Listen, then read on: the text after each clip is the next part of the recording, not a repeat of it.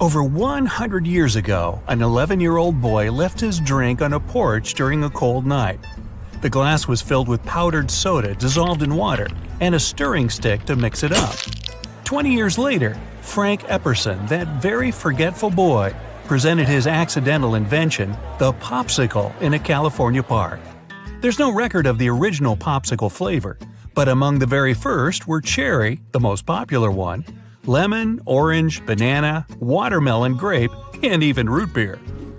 Chocolate chip cookies are somewhat younger than popsicles, having been invented in the 1930s. Ruth Wakefield, the owner of a popular restaurant named the Toll House Inn, is considered to be the inventor of these scrumptious cookies. There are various stories behind this invention. One story claims that Ruth ran out of baker's chocolate and decided to replace it with some basic semi-sweet chocolate, expecting it would melt completely, but it didn't. Another story says some chocolate just accidentally fell into the batter. Ruth denied the accidental origin of her cookies, claiming that it was all done deliberately. There are many legends behind the creation of the potato chip. One claims they were invented in 1853 by a chef at a luxurious New York restaurant. French fries were one of the specials at this restaurant, and people seemed to love them. But there was one customer who wasn't satisfied with the quality, complaining they were too thick. When the chef, George Crumb, not crummy at all, cooked thinner French fries, the picky customer complained again. George deliberately made his next batch of fries paper thin. These fries were so thin, it was impossible to eat them with cutlery. Surprisingly, the finicky eater loved the dish. The chips recipe spread, and within a few decades, potato chips could be found in all the American grocery stores, turning from a hot dish to a fast snack. Worcestershire sauce is another product that wasn't invented deliberately. Two English chemists, John Willie Lee and William Henry Pairings, simply forgot about some barrels in the pharmacy basement for a couple of years. The first mixture they had made was totally inedible due to super strong flavor. But when they forgot some barrel of the mixture in the basement, it became fermented. When the chemists rediscovered the barrels and were curious to try it, they found that the taste had mellowed. This condiment is now used to intensify even those dishes that originally didn't have it. For example, chili con carne. Worcestershire sauce is part of the fifth flavor, umami, or savoriness, which explains its rich taste. Tofu, or bean curd, was invented centuries ago. One of its origin theories is that tofu was first created by a Chinese prince. Another theory claims that tofu appeared as a result of mixing boiled ground beans and sea salt. The salt was quite impure and probably contained calcium and magnesium. These ingredients let the bean mixture produce its curd-like consistency. One more legend says that some nigiri, a sort of evaporated sea salt, was accidentally dropped into soy milk. Today, doctors tell you to stay away from Coca-Cola, but it was surprisingly invented by John Pemberton, who had a medical degree and was a pharmacist. Pemberton's French wine coca was initially used as a remedy for severe pains, headache, and as a nerve tonic. In 1886, a prohibition law was introduced, and John had to change the recipe to remove the alcohol. One thing was left unchanged though, the cola nut that gave the drink its trademark flavor. Some legends say that John only accidentally added carbonated water to the new recipe, but in fact, he knew exactly what he wanted to do. Pemberton thought bubbles were a savory alternative to alcohol. John's Cola is definitely the Coke precursor, but today's drink differs from the original Pemberton's recipe. The sandwich was invented by accident too. Back in the 1700s, John Montagu, the 4th Earl of Sandwich, ordered his valet to make him a simple dish that could be eaten with no cutlery at all. He asked the valet to tuck some meat in between 2 loaves of bread. Lord Sandwich was particularly addicted to playing cards, and this dish let him eat without stopping the game. The cards didn't get greasy either. People started asking to bring the same as sandwich to their games, and soon the dish had its common name. The tomato ketchup we eat today is such a modified version that it actually has nothing to do with original ketchup recipe. You can trace its roots back to the 17th century, when the Chinese mixed pickled fish and spices, calling it a word that sounded a bit like ketchup, and which meant the brine of pickled fish. The English first tried this sauce about 100 years later. The British version featured mushrooms, shallots, and even walnuts. Later, the word ketchup changed its meaning and could be used for any dark-colored sauce. The first tomato ketchup had anchovies among its ingredients, which hints back to its relation to the Chinese fish sauce. Nachos aren't some ancient Mexican food. They were invented less than 100 years ago. Ignacio Anaya, nicknamed Nacho, is said to have invented this dish in the 1940s. Ignacio was a chef, and one day a regular customer asked if Ignacio could bring her and her 3 friends something different as a snack. He saw how hungry the ladies were and decided to cook something quick for them. He had to improvise using available ingredients. So, he grabbed some fried tortillas, grated loads of cheese on top of them, and heated the dish from above. To make the dish more savory, he added some jalapeno peppers on top. The very regular customer asked the name of the unusual snack. Ignacio didn't think long and said, "Nachos Special." Cheese puffs used to be a waste product in the 1930s. Edward Wilson noticed some oozing corn in one of the machines at a factory that produced flake food for animals. Those ribbons seemed interesting, so Edward decided to take them home and try to season them. He also noticed that the puffy corn hardened if it was exposed to air. The experiment turned out to be a success, so it was later developed into a world-famous snack. Now, instant noodles weren't invented by mistake, but there were several mistakes while inventing them. The main idea was to create something with a long shelf life. After several unsuccessful attempts, Momofuku Ando invented the method of preserving the noodles. They were processed in various ways, like steamed, dehydrated, fried in hot oil, and seasoned. And instant noodles used to be a luxury product, since they cost way more than the fresh noodles everyone was used to. Another product that was invented unwittingly is yogurt. It first appeared in Central Asia thousands of years ago. Some herders stored milk in a place with an abundance of bacteria without knowing it. The milk was fermented, and it resulted in a thicker texture and flavor change. One of the herders wasn't scared of that kind of dish and tried it.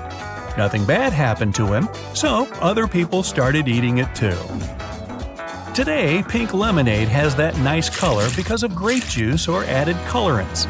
But there are 2 legends of how it was invented, and both feature circus workers. The first story alleges that Henry Allott, who worked in a circus, unwittingly dropped a few red cinnamon candies in the lemonade, which gave it that vibrant pink color. The other story is gross. It claims that circus worker Pete Conklin one day ran out of water for lemonade and instead used the water from the tub where one of his colleagues had washed her red stockings. The color of the pants turned the water pink. Pete added some sugar, slices of lemon, and acid.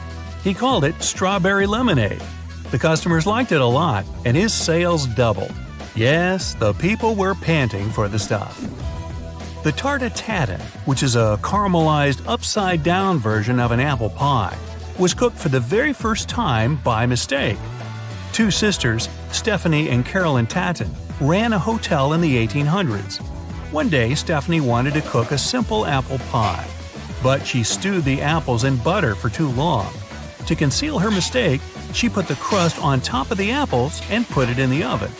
When she took the pie out of the oven, she noticed several burn marks. It was a bad cooking day. She didn't want the guests to notice, so she flipped the pie over and presented it as a brand new recipe. Surprisingly, the guests just loved the pie, which soon became their signature dessert. Okay, gotta go. I'm really hungry. Wow, it's lunchtime. You choose a delicious-looking piece of chicken, but oh no, it ends up on the floor instead of your mouth. You quickly pick it up and eat it anyway, because there is the 5-second rule, you know. The bad bacteria simply won't have enough time to hop on your food off the floor if you're fast enough. But is it real, or is it just an urban legend? Some folks like to credit the famous Genghis Khan, the founder and ruler of the Mongol Empire, for the whole thing. According to the tale, if food fell on the floor at banquets, it was fair game as long as Khan said so. His food was supposedly so special that it was good for anyone, no matter where it landed. Back in the day, people didn't know much about those pesky microorganisms and how they could make us sick. So, eating dropped food wasn't really considered taboo. They figured if they wiped off the visible dirt, it was good to go. And that's how the Khan rule came to be. Hey, maybe they just had outstanding immune systems. Meanwhile, let's fast forward to the queen of culinary TV herself, Julia Child. As she whipped up mouth-watering meals on her show, The French Chef, some viewers claimed they saw her drop lamb, chicken, or even a turkey on the floor. But in reality, it was a potato pancake that landed on the stovetop, not the floor. In the spirit of having some fun in the kitchen, Julia famously said, "But you can always pick it up, and if you are alone in the kitchen, who is going to see?" And just like that, the misremembered story became part of popular culture. In real life, when your food hits the floor, it's like a bacteria magnet. That chicken piece is bound to pick up some unwanted microbial hitchhikers. You just can't give your fallen lunch a quick sanitizing session like you would with your hands. As for the 5-second rule, it's not all so simple. Some foods may have a better chance of survival after taking a tumble. Researchers from Rutgers University discovered that moisture, surface type, and contact time all play a role in the degree of cross-contamination. Foods with high moisture levels, like juicy watermelon, are the biggest culprits for contamination. That means they attract more bacteria than any other food tested. And not all environments and surfaces are created equal. Carpet had a low transfer rate in the experiment. Stainless steel and wood had higher transfer rates. In a different study, researchers swabbed the floors around the University of Illinois in the lab, hall, dormitory, and cafeteria to see how many organisms they could find. They were surprised to see very few microorganisms. It was probably because most malicious bacteria like Salmonella, Listeria, or E. coli can't survive without moisture, and the floors were all dry. But even on dry, sterile surfaces, germs relocated onto cookies and gummy bears in less than 5 seconds. For some foods, it takes less than 1 second for the transfer to begin. So, the 5-second rule doesn't really rule after all. It's more of an urban legend and a psychological trick your mind plays on you. Experimental psychologists explain that when it comes to decision-making, we humans don't always go through a rigorous risk-benefit analysis. Nah, we rely on our brain's trusty sidekicks called heuristics. These little shortcuts help us make lightning-fast decisions based on whatever info we've got at hand. Sometimes these shortcuts can lead us in the wrong direction though, like in the case of germs. Those are invisible little troublemakers, and food is real and valuable. So when you drop a precious piece of food on the floor, say a yellow peanut M&M, your brain goes like, "Hey, I can't see any germs, so it must be safe to snatch it up." Not every floor snack will make you sick, but it also depends on you. Our immune systems, especially in the very young and the very old, can be a bit more fragile and vulnerable. So it's crucial not to pass on this questionable habit to the little ones. Remember, they're always watching. Another popular food-related myth is that carbs are always bad for you. In reality, some carbs are pretty important because they're converted into fuel for our bodies. You can find those complex carbs, as they're called, in plant-based foods. They're the ones that keep our digestive system happy and our metabolism in check. The real villains are the simple carbs. Manufacturers add them to processed foods like starches and sugars. When we gobble them up, they quickly turn into blood sugar, causing all sorts of havoc. Think sudden spikes, feeling hungry again in no time, and some more serious consequences for your health. The good carbs come packed with nutritional goodies like fiber and bran, which makes them digest slower and release glucose gradually. To make smarter carb choices, try going for whole grain bread alternatives and swap soda for sparkling water. You can also try the plate method. Fill half your plate with fiber-rich, starch-free veggies. Reserve a quarter for starchy delights like potatoes or a fruity treat, and the last quarter is for proteins. Fish, poultry, beans, nuts, eggs, and lentils should become your new dietary besties. Now, frozen or canned fruits and veggies aren't useless like the rumor has it. Studies have shown that frozen, dried, juiced, or canned plant-based foods can be just as nutritious as their fresh counterparts. You just need to keep an eye out for any sneaky added ingredients like sugars, saturated fats, or sodium. High temperatures during the canning process can cause some vitamins, like C and B, to take a hit. But those vitamins can be a bit sensitive to heat and air in general, so they might leave even during regular cooking and storage at home.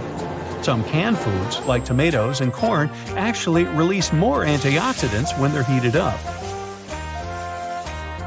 Now, have you ever tried adding celery to your diet just because eating it is supposed to burn more calories than you take in? Experts say that negative calorie foods are nothing more than a fantastical idea. Sure, the process of munching and digesting celery burns a few calories, but not a significant amount. There may be around 10 calories in a hefty celery stick, but the body only uses 1/5 of that to process it. So it's still a calorie-plus situation. Plus, you'll unlikely survive just on celery, and it's often a gateway to more yummy foods like cream cheese or peanut butter. Hey, tell me about it. Meanwhile, high-fiber, water-dense fruits and veggies, like celery, can indeed have value as weight loss allies. They fill up your stomach and increase satiety, preventing you from gorging on more calories later. But they won't magically burn off the calories you've already consumed. Some people claim that certain foods or beverages make your body work harder. For example, your body needs to warm up cold water to a toasty 98 degrees Fahrenheit. But there's no solid research to support the idea that cold water drinkers burn significantly more calories. Maybe a measly 5 calories if you're lucky. Caffeine, guanine, taurine, and green tea extracts have been touted for their metabolism-boosting properties. But again, we're talking about a tiny boost that could potentially result in losing around 10 pounds over a year.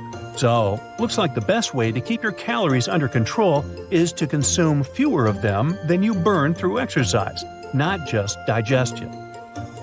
Carbonated water isn't any worse than its still version. When carbon dioxide and water get together, they chemically react to create a weak acid called carbonic acid.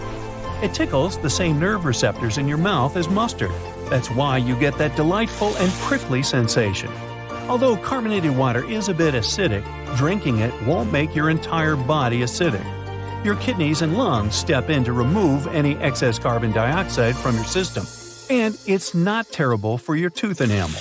One study found that sparkling mineral water had only a slight impact on enamel compared to still water. It was a whopping 100 times less damaging than a sugary soft drink. So keep your bubbly drink sugar-free, and you should be safe and healthy. Now, have you ever felt so hungry you said you'd eat rocks? Well, be careful the next time, unless you really mean it. River rocks with condiments and spices are now a trending dish in Asia. Videos of chefs making stir-fried sudio, which is the name of the dish, are a hit on social media. It's sold at bustling night markets, cooked fresh from the riverbank, and is used in pranks. Some folks in the videos don't know what they're served and spit out that delicacy. A portion of it costs slightly over $2, but some people believe it's expensive as the ingredients can technically be reused. Sudio has its roots in the past, and no, ancient Asian chefs didn't go around picking up rocks to serve them as a delicacy. This tradition isn't about eating rocks, it's about using them to jazz up your soup game. And these aren't just any old rocks lying around. We're talking about those little ones you can find in freshwater streams and rivers full of fish. Centuries ago, when there were no to-go snacks or preservatives to keep food fresh for long, it was a real problem for people who had to move around a lot in boats, especially in the summer. Once they ran out of animals and vegetables, they had to get creative to make sure they had something to eat. They say sudio originated in a landlocked province, where sailors would embark on journeys that stretched for weeks and months down the river and were stranded without supplies. So, when fish wasn't on the menu, these savvy people turned to rocks and pebbles for a flavor boost. The rocks, after chilling in the company of fish, oysters, clams, and all things underwater, absorbed the taste of these delicious river inhabitants. Once they ended up in the cooking pot, they didn't transform into some muddy mess like you would think, but unleashed a burst of fishy goodness. Once motorized vessels came into the province and it became more economically developed, the dish lost its popularity. Hey, but now the world's hardest dish is back, and it seems to leave no one who tries it indifferent. Some say it's the perfect snack for fitness fans, as it has 0 calories but comes with so many flavors. Others believe it's not hygienic, since you can throw the rocks back in the water and then take them out and cook them again. Whatever the case, the preparation process for this dish is quite a show. Ideally, you need to get fresh rocks for it right out of the river. If they stay out too long, they lose all the flavor. So these fresh rocks are fried in lard or animal or plant fat, and the flavor spreads to the oil as well. Then, cooks add garlic, ginger, chilies, shallots, onions, peppers, and whatever spices they might choose. The more veggies you add, the more it reminds you of a warm winter soup. Then the cooks top it off with some salt, black pepper, and chili flakes, and looky here, it's all done. Looks quite simple, so some TikTokers have already tried it at home before the whole craze about the dish. Now, one important note, if you want to try sudio, don't ever chew on the rocks. Slurp upon them, take the most of them, and then throw them away one by one. You can keep them as souvenirs or leave them on the plate. Once you're done with all the rocks, just eat what you have left on the plate as you would eat any other soup. The rocks should leave a distinctive fishy flavor even once they're out. If you aren't ready to have rocks for lunch just yet, how about olive oil coffee for breakfast? This trending drink was made popular by Starbucks and is easy to recreate at home. If you think it's yucky to add fat to your coffee, chances are that you've already done that. Full-fat milk or heavy cream-based cold foam are all fat in your drink. In some countries, like Singapore, it's been traditional to add butter to coffee for decades. Fans of this drink claim that the caffeine absorbs all the fats in the butter, so it gets into your system slower, and this coffee keeps you energized for longer. Now, olive oil has long had a reputation as a healthy wonder maker, so when you consume it in any form, it enriches you with some vitamins and antioxidants. If you're worried that your drink will taste more like olive oil than coffee, opt for the dark roast. It has a more intense chocolatey flavor. Now, if you aren't a coffee drinker, maybe I can interest you in a glass of Pilk. The mix of Pepsi and milk became famous in the U.S. after Lindsay Lohan presented the concept to the world in Pepsi's holiday season ad campaign. The internet couldn't leave this idea hanging, so people started trying it on TikTok and shared their reactions. In the ad, Pepsi is added to a glass of milk in it. In real life, users prefer to pour Pepsi with a handful of ice first and then spice it up with different kinds of milk, like oat and soy. Those who tried it agree that it's not bad, and some people say it's just like Pepsi, maybe a bit creamier. Are you hungry for a cookie by now? And not just any cookie, the Japanese wasp cookie. They're rice crackers with a smattering of wasps in every bite. This snack was invented by a local wasp fan club and cracker baker. Only the bad guys of the wasp world, digger wasps, are used for this peculiar snack. These wasps paralyze other insects to take them to their youngsters and feed them with that prey. But have no worries, they won't do you any bad after they're boiled, dried, and added to the rice cookie mix. People who've tried it share that it comes with a sweet and savory flavor, and the wasps taste somewhat like bitter burnt raisins. Boy. Century eggs are another snack idea from Asia. Those are eggs that have been preserved for a long period of time in a special mix of clay, salt, wood ash, and quicklime. Over time, the outer egg white becomes dark brown or black and gelatinous, and the inner egg yolk turns dark green. Now, those aren't the most attractive-looking colors, but the egg has a rich flavor and is safe to eat. There are no bacteria or mold inside. The eggs usually come as an appetizer with soy sauce. They can be duck, quail, or chicken, and also go under the names of thousand-year eggs, millennium, or skin eggs. They're served as a delicacy for at least several centuries. Legend has it that there was a man who wanted to surprise the lady he liked with duck eggs he left outside for her.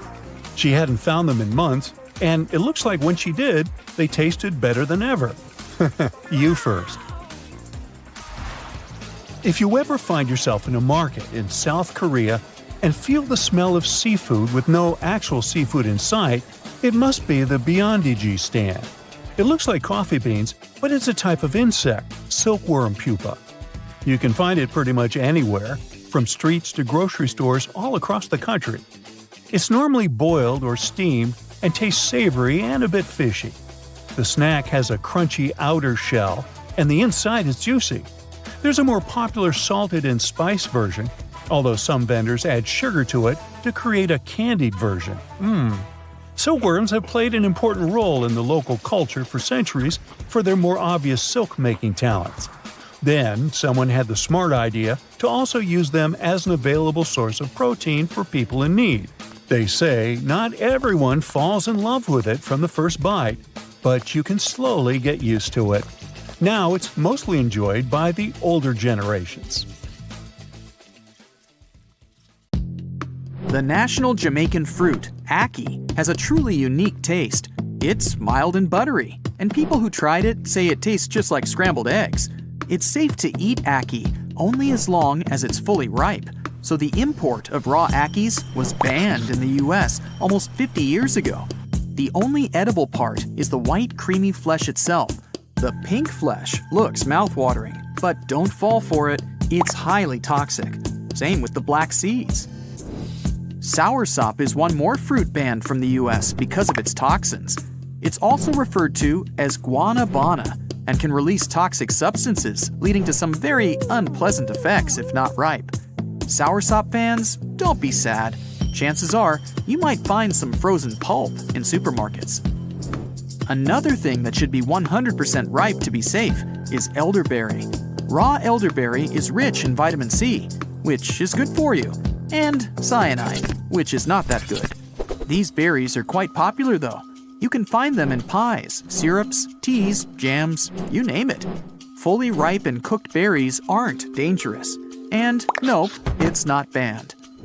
Cyanide doesn't seem that serious when it comes to food with tetrodotoxin, which is 1,200 times stronger.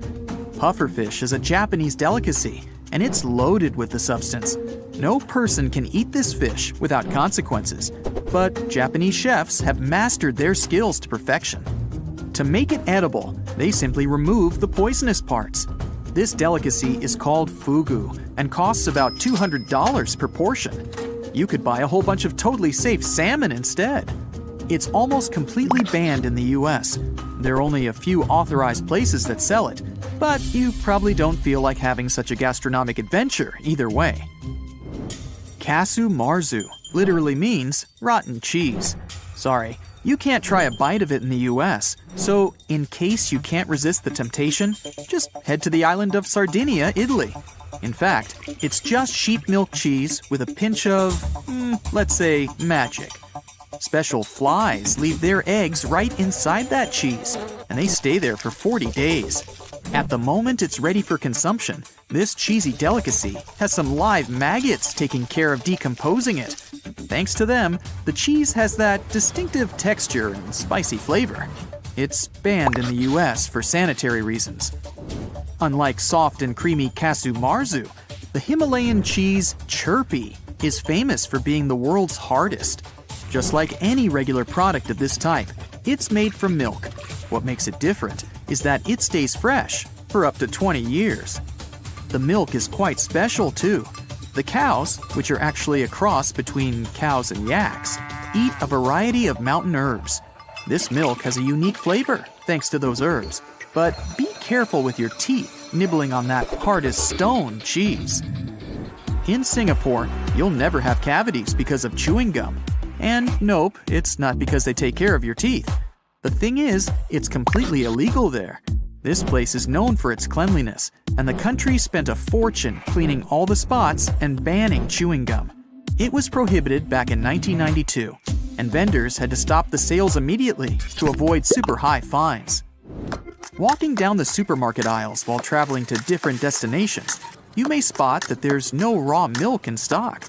It's prohibited in many US states and other countries, including Canada, Norway, Finland, Sweden, Denmark, and Scotland, for sanitary reasons. While raw milk is a no-go for Scotland, haggis is completely fine there. Still, it's banned in the US. If you live in the States and you're under 45, chances are you've never tried haggis, since it was prohibited almost half a century ago. This Scottish pudding is made of a full range of sheep's inner parts, mixed with some oatmeal and spiced up with a bunch of minced onions. Oh, and don't forget suet and some broth. The texture is crumbly and coarse, and no surprise, the dish is quite spicy. It's usually served with mashed potatoes or mashed turnip. Cassava is a poisonous tropical root with two types. The sweet variation does contain some cyanide, but it's enough to cook it to reduce the toxic content to a non-toxic level. To get rid of all the toxins in bitter cassava, it's necessary to grate the root, then soak it, and finally cook properly to make it edible. This root is very starchy, and its flavor is really subtle. Cassava can be used just like potatoes, mashed, boiled, or fried. What you think? How about some haggis with mashed cassava instead of potatoes on the side? By the way, harmless potatoes aren't that safe either. It all depends on whether it's ripe or not. So-called green potatoes are full of toxins, and potato sprouts are also quite unsafe. Same with green almonds and cashews, which are full of cyanide if not ripe enough. Luckily, the nuts we get at the supermarket are well processed, which means they're completely safe. Yellow plums, or Mirabelle plums, are banned in all the 50 states of America. These fruits are completely fine, and nothing bad happens if you eat them. But you can only enjoy these plums in Lorraine, France. The importation law is a bit bizarre, and this fruit is of protected origin. If sea bass is the kind of dish you just can't live without, then the UK isn't your destination. This fish has been recently banned there because of declines in the sea bass population. The same goes with beluga caviar in the US. One of the world's most expensive foods can't be found in America because of new regulations protecting the fish. Hey, feel like a burger with freshly cooked meat, the softest bun, and loads of ketchup? Go and grab it. Unless you're a French school student, there's a law in France regulating the use of ketchup in cafeterias for students, and they're only allowed to have it with, you guessed it, French fries. Greenland shark bodies get rid of all the waste they produce, filtering it through their flesh and skin, so no wonder their flesh is toxic. Sounds like a fair reason not to eat them, but not in Iceland. Hakarl, which is processed shark meat, is first hung to dry for 3 to 5 months. In the end, you get something like ammonia-smelling fermented fish with the jelly texture that reminds you of wet bread. Some things get better with age, unless it's food. But there's one cafe in Bangkok where they've been cooking the same beef and noodle soup for 45 years. This potion-like soup has been simmering for over 4 decades. The broth has never been thrown away, and it's always kept overnight for the next day's servings. One of the secrets of the unique flavor is the massive grease rim around the pan that formed because they never washed it. Okay, now I've got the perfect excuse to do the same thing. What? The food just tastes better this way. In Cambodia, you can try a crunchy, crispy snack that tastes somewhat like a crab. It's deep fried and a bit seasoned. The main ingredient is a tarantula. This doesn't quite sound like a lunch. Okay, well, you wouldn't have guessed it if I hadn't told you. This soup that sounds like a tongue twister is definitely scrumptious. The flavor is sharp, yet delicate, and it tastes just like shrimp. Well, this traditional Laotian dish sounds really cool, until you realize it's made of ant eggs. To give it a bit of sourness, they also tend to add a few tiny ants. In Mexico, you don't throw away corn kernels that have turned black because they're rotten. You keep them as a culinary specialty called huitlacoche. Fungus all over the kernel give that earthy, woody smell. Yum, yum. Some dishes just need decoration, especially cakes and pies. In England, there's a pie called stargazy. The name speaks for itself. The sardines, accompanied by potatoes and eggs, peek out of the pie's crust and stare at the skies, and it looks a bit creepy. Sometimes it's the tails that point at the skies, though. Tea mushroom is another weird thing that they drink in Eastern Europe, together with acid milk-based drinks. It's basically some fermented black or green tea. It's made by adding a whole culture of bacteria. They're not consumed, they just ferment the drink. To sweeten tea, the sugar acts like yeast. Add juice, spice, or whatever you want to taste. Enjoy! Or at least try to. Tuna eyeballs are quite a popular delicacy in China and Japan. They need to be boiled before eating, and some seasoning is required too. If you nail it, you'll have a delicacy that tastes like squid. And it costs less than $1. I bet you're eyeing that one. Many people try to store different types of food in the fridge, just in case. It seems like the smartest decision to extend a product's lifespan. But it's not that simple. For some foods, the fridge can be harmful. For example, sauces. If the package doesn't say otherwise, it's better to keep them outside the fridge. You can put them in a cupboard that is far from your oven to protect sauces from temperature changes. The worst enemy of coffee beans is moisture. Special oil in coffee beans is responsible for that pleasant and cozy coffee smell. When you place your coffee in the fridge, condensation changes its entire cell structure and makes all the magic disappear. But if your goal is to get off caffeine, maybe it is a good idea to store your beans in the cold. Rumor has it that honey is an immortal food. You can store it almost forever, but make sure to do it properly. Keep honey in a cold and dark place, but don't put it in your fridge. Otherwise, it may crystallize and lose some of its major beneficial properties. Putting tomatoes into the fridge seems pretty harmless, but it's not the best idea. It will make tomatoes lose their delicious flavor, because cold air slows down the natural ripening process. Thus, the thin membranes inside of the tomatoes get less juicy. And you don't want your salad to be watery and tasteless, do you? The best way to store tomatoes is in a well-ventilated box or basket at room temperature. If you want to keep sliced bananas from getting brown, use citrus juice. Just drizzle orange or lemon juice over the cut bananas. Unfortunately, this trick only works for a few hours. The perfect way to store your chocolate is inside your stomach. Just kidding. Keep it away from the fridge and store it in a cool, dark place. This way you don't only protect your dessert from your sweet tooth roommates, but also keep its attractive appearance. It's not a good idea to put your chocolate in the fridge, because the temperature difference will create some condensed water on the surface of the chocolate bar. And keeping it away from the fridge is safer for your teeth. Chocolate tends to harden at low temperatures, which makes each bite more difficult. Don't keep your hummus at room temperature. It doesn't matter whether it's homemade or pasteurized. In both cases, it's not safe. If the hummus is traditional and doesn't contain any preservatives, its lifespan is up to 1 week. As for unopened supermarket hummus, you can store it in your fridge for about 3 months, and for 1 week once you've opened it. Let's say you've just baked the perfect cookies. It's time to put them in a jar or container. Unfortunately, the cookies will eventually lose that precious out-of-the-oven feel and keep getting harder and harder as the days go by. But if you add a slice of bread to that same container, the cookies will keep their soft texture for much longer. That's because cookies will absorb moisture from the bread. People usually wrap cheese in plastic packages, but this solution is far from perfect. Plastic wrap attracts too much moisture, which creates an ecosystem for mold to grow and prosper. If you want to protect your cheese from this bitter scenario, sprinkle it with vinegar, but don't use more than a few drops. Otherwise, it'll ruin the original taste of your cheese.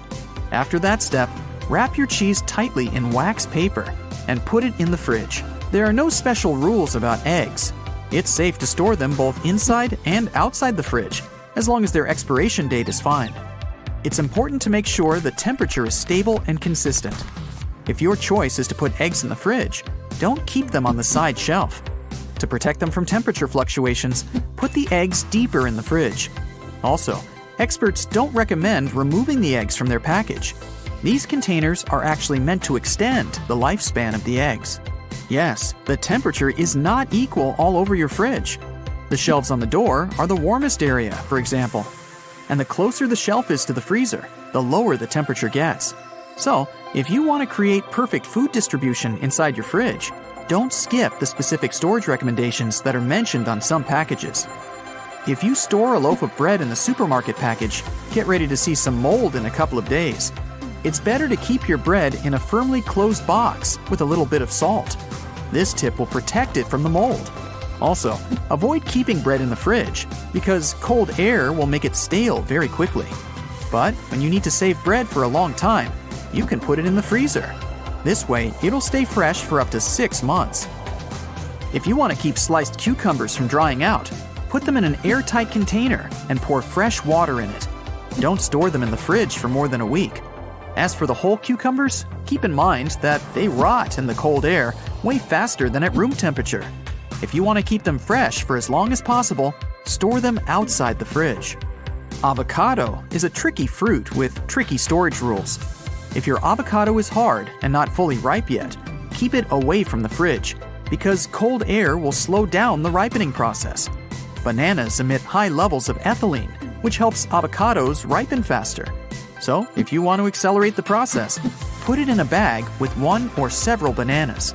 At the same time, if your avocado is soft and ripe, storing it in the fridge will keep it from going bad. Some people prefer wrapping cut avocado in plastic wrap together with a slice of onion. This tip helps the fruit to stay fresh longer. Another way is to cover it with olive oil. Keep in mind that cut avocado can be stored in the fridge for no longer than 3 days. Keep your onions and garlic away from the fridge. Low temperatures will cause mold way faster. If you want to keep them fresh for a long time, store them in a cool, dry place. For example, in the kitchen cupboard. And if you don't mind some country house style in your kitchen, tie the onions to one another and keep them hanging. Also, avoid storing oranges and other citrus fruits in the fridge. Unfortunately, low temperatures make these fruits less tasty and less beneficial for your health. You can store them in a fruit bowl, on a shelf, or kitchen table. Don't worry, this won't speed up their rotting. Just like many other vegetables, eggplants don't like low temperatures. In the fridge, they get soft and lose their good qualities way faster. Keep these veggies away from direct sunlight in some dry space at room temperature. If you've sliced an apple, but you don't want to eat it right away, here's a tip. Put a rubber band around the slices to hold them together. It'll keep the apple from turning brown. This fruit will stay fresh and crispy for as long as a whole month when stored in a moisture-resistant bag in a fridge. It's advised to avoid washing apples before storing them, as it might cause spoilage. Never put olive oil inside your fridge. If you've made this mistake before, you've probably noticed those weird white pieces inside the oil. Don't worry, it's not toxic. In fact, low temperatures in the fridge cause water condensation, which looks like unpleasant impurities. It's better to keep your olive oil at room temperature and far from direct sunlight. Watermelons and other melons, kept at room temperature, contain more beneficial nutrients and antioxidants compared to those kept in the fridge. But once you cut your watermelon, it's better to store it in the fridge. Use plastic wrap to cover the cut side tightly and replace it each time you cut your watermelon. Also, you can cut your melon or watermelon in smaller slices and store them in an airtight container in your fridge for up to 1 week. Freezing ginger will allow you to keep it fresh for 2 to 9 months and maintain its quality. You can also grate it in advance so you can take 1 spoonful at a time. This will save you time, especially on those busy days when you need to prepare something fast.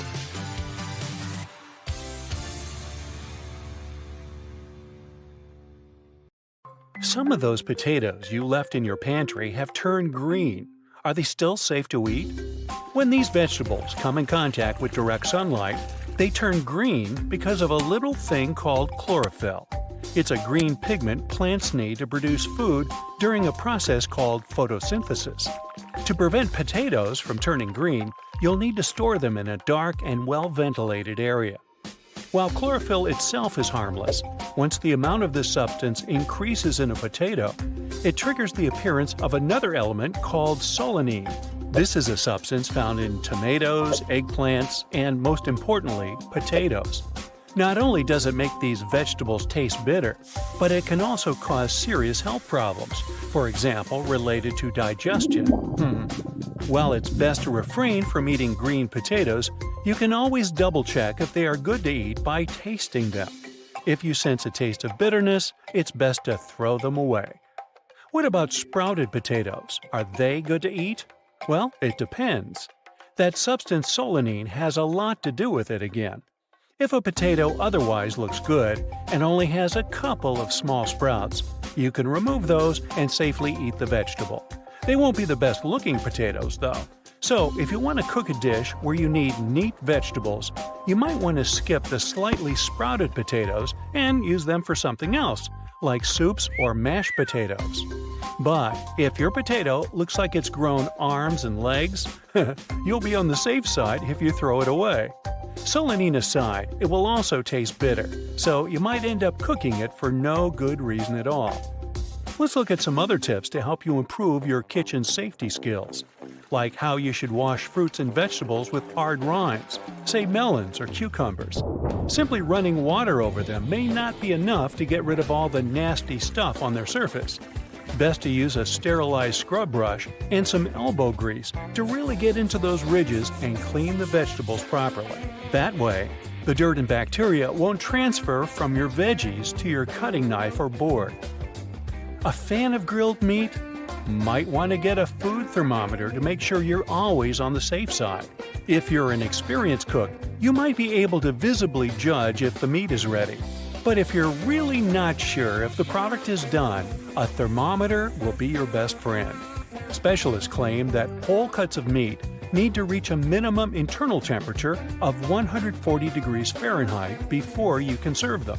Fish needs to reach 145 degrees, while ground meats need a minimum of 160.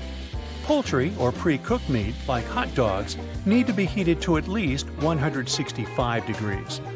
To safely store all the food you've bought for the rest of the week, you also need to make sure that your household devices are working properly and are set at the right temperatures, like your refrigerator temperature, for example, which should be at 40 degrees or lower. As for the temperature in the freezer, it should be 0 degrees Fahrenheit or lower. Now, that thermometer I mentioned earlier can be of use here too if you need to check whether your appliances are working properly. Luckily, most of these devices come equipped with their own thermometers these days. Do you need to bring your own food to your neighbor's barbecue party? Make sure to keep it cool on the way. Meat, poultry, and seafood need to be transported at 40 degrees Fahrenheit at most. You can always use an icebox. Just make sure to place its cooling parts in the freezer the night before. The way you organize food in your fridge can affect its quality too. Raw meat, for example, needs to be stored on the bottom shelf of your fridge. It's also best to keep it away from fresh produce and ready-to-eat dishes. Now, have you experienced a long power outage recently? Sorry, but all the food in your fridge needs to go. If your fridge was offline for only a couple of minutes, you're most likely safe. Otherwise, you'll need to get rid of all the perishable foods. When it comes to canned food, you also need to take into consideration its acidity levels. Products that are high in acidity, like tomatoes, grapefruit, and pineapple, can be stored for 12 to 18 months if unopened. Canned vegetables, meat, poultry, and fish can be stored for longer, anywhere between 2 to 5 years, if the storing conditions are right and if the can itself remains undamaged. If anything looks rusty or has bumps on it, remove it from your pantry. You also need to be careful with storing your acidic food, as you should never use reactive pans. You might know that aluminum is used a lot in cookware because it's good at conducting heat. But cooking or storing something in an aluminum pan might not be so good for your food. Tomato sauce, for example, can damage aluminum or cast iron plates, and that will show in both the taste and the color of your food. Non-reactive pans are your safe bet, so make sure you invest in a good quality stainless steel, enamel-coated, or glass set of pans. A lot of dishes taste better if you pre-marinate the ingredients. Just make sure to always marinate food in the refrigerator. If you leave it outside on your counter, it'll soon reach room temperature, and then bacteria will start to multiply. And it may be dangerous if you don't cook that product at a high enough temperature afterward. Also, never reuse the marinating liquid. Now, the first rule, whenever you're gathering tools to prep for dinner, multiple cutting boards for each type of food. One should be reserved for meat and seafood, while others should be divided between vegetables, fruit, and baked goods. It's the best way to avoid cross-contamination in the kitchen. And speaking of cutting boards, your best bet would be to invest in a good bamboo one. This material absorbs little to no moisture and isn't easily damaged by knives. It's way more resistant to bacteria than any other type of wood, and it also lasts longer, not to mention the fact that it also looks really cool. Eggs can cause a lot of trouble if not stored correctly, but here are a couple of tips you can use. Fresh eggs are safe to eat for up to 3 weeks after purchase. Keep them in their original carton. Hard-boiled eggs need to be consumed within the week, no matter if they still have their shells on or not. Lastly, if you keep leftover egg dishes in your fridge, make sure you eat them within 3 to 4 days. Now, we all want our batter to be smooth and free of lumps, don't you? But over-mixing can be bad for your dish too. Way too much elbow grease can cause gluten to form in the flour, which will give you a really tough batter. The trick is to mix lightly just until the batter is homogeneous. Dried pasta comes in all sorts of different shapes and sizes for a reason, you know? That's because you should be pairing a specific type of pasta with the texture of the sauce. Like pasta shells, for example, go better with denser and chunkier sauces. Why? Because the sauce is gathered inside the shell, making it easier to serve and eat. The ribbed outside surface also helps with covering the shells in the sauce. Next time you mess up a tray of cookies and end up burning them, you can save them with your trusty grater. Just grate off the blackened parts from the bottom after carefully removing the cookies from the tray. Also, if you ruin their shape a bit, you can always dip them in melted chocolate. After the chocolate gets a chance to cool down, you'll be left with perfectly shaped pastries. From the iconic golden fries to a broken ice cream machine, here are 10 fast food secrets that the fast food industry doesn't really want you to know. Chicken nuggets. Those golden crispy bites you can get from fast food chains. They're even on the menu of school lunches. What if I tell you that they aren't actually made entirely out of chicken? Researchers took chicken nugget samples from unnamed fast food chains and analyzed them. They said that one sample, for instance, contained only 40% and another 50% of meat. The rest? Well, you're eating mouthfuls of things like fat, connective tissue, and bone spicules. Many fast food companies grind the meat with that stuff. They make mechanically formed orbs of chicken parts. Why? Perhaps it's because this method is cheaper and more profitable. Millions of restaurants worldwide have chicken nuggets on their menu. So, scientifically, it's not fair to say all nuggets are made this way, but a lot of studies imply so. The more the meat is processed, the more you lose the good stuff, like vitamin B6 and B12. The bitter truth is that companies add stuff, such as sodium, to the mixed paste. Sodium is added to get a better flavor. It's one of the ingredients that makes nuggets so yummy. Our bodies need sodium, but not too much of it. Unfortunately, most junk food contains more than our bodies can handle. So it might be a safe option to avoid eating these sorts of foods frequently. Chains dip their nuggets into tempura batter and fry them in hydrogenated oil. That's also not a green light regarding health, but this is how they catch the golden tint. They put additional stuff in nuggets. What about grilled chicken? In recent years, we've seen brands highlighting grilled chicken as a healthier option. Research has been done about grilled chicken too. And the same approach is applied here. Take chicken samples from iconic fast food companies and send those to labs for analysis. The results show that companies are misleading people by advertising these products by labeling them as healthy, natural, and 100% chicken breast. In reality, a couple of things are added to the meat to make it tender and juicy. Plus, these additives make it easier to cook the meat, freeze and transport it, and reheat it later without losing too much moisture.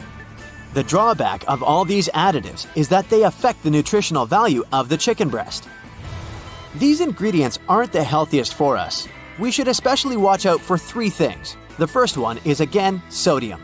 Fast food samples had 7 to 10 times more sodium than home-cooked chicken breast. Imagine you have a cheeseburger, but you say no to yourself and try to pick a less harmful menu item. Yet, some chicken sandwiches have the same amount or even more sodium than a cheeseburger with medium fries. The second thing you need to watch out for is phosphate additives. These additives allow the protein to conjoin more water. This means the white meat in the sandwich will appear juicier to you. Any word you see in the ingredients section that contains phos is a phosphate additive, so it's best to avoid them. The last thing you should avoid is sugars and starches, not just in grilled chicken, but pretty much in all fast food products. Oh, that's hard to digest, I admit. Cornstarch, sugar, malt, they come with grilled chicken breast. Buns and even some fries have sugar too. Everywhere I look, it's sugar. You see, home-cooked chicken has 0 grams of carbs, but the study samples had added sugar and up to 10% of the calories in the chicken breast comes from there. So what's the moral of this story?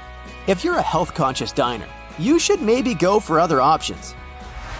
There are secret recipes from companies like KFC and Coca-Cola. No company wants to share the ingredients that make their food irresistible, but with a little research, you can decipher many things. You want to know the secret of McDonald's fries? It's written on their website. They add beef flavoring to the frying oil.